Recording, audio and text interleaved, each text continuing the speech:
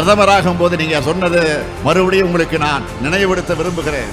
மாநில அரசுகள் டெல்லிக்கு காவடி தூக்குகிற நிலைமையை மாற்றி பிரதமர் சொல்லுகிறார், பிரதமராக ஆவதற்கு முன்பு சொல்லுகிறார், மாநில அரசுகள் டெல்லிக்கு காவடி தூக்குகிற நிலைமையை மாற்றி அதிகார பகிர்வுக்கு வழிகாட்டுவதுதான் என்ற அணுகுமுறையாக இருக்கும். மாநில முதலமைச்சரா நான் அடைஞ்ச 12 ஆண்டு கால அனுபவத்தோட தேசிய தலைமையை ஏற்கிறதால மாநிலங்களுடைய பிரச்சனையும் எனக்கு தெரியும், ஒன்றிய அரசோட முக்கியத்துவம் எனக்கு புரியும்னு சொன்னீங்களா? சொன்னபடி நடந்துகிட்டீங்களா? வரி விதிப்பதில் மாநிலங்களுக்கு உரிமை உண்டா? வரி பகிர்வையாவது மாநிலங்களிடம் நியாயமாக நடந்து கொண்டீர்களா?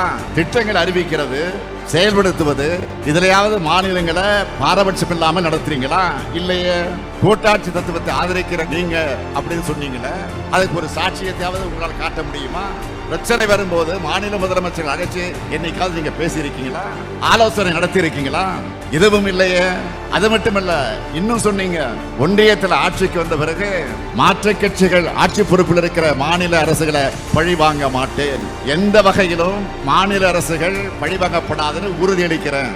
என்னதான் அரசியல் வேறுபாடுகள் இருந்தாலும் ஒன்றிய மாநில உறவு சீர்குலைய இடம் தர மாட்டேன்னு பிரதமர் மோடி அவர்கள் சொன்னார்கள். எதிர்கட்சிகள் ஆளக்கூடிய மாநிலங்களை பழிவாங்கக்கூடிய அரசியலை மட்டுமே நடத்திக்கிட்டு இருக்கீங்க என்பதற்கு எத்தனை ஆதாரங்களை இப்ப என்னால சொல்ல முடியும். இப்போ கூட எங்களுடைய தமிழ்நாட்டு ஆசிரியர்கள் மற்றும் மாணவர்களுக்கான 2151 கோடி ரூபாய் நிதியை கொடுக்காம பழிவாங்குற அரசியலை தான் நடத்திட்டு இருக்கீங்க.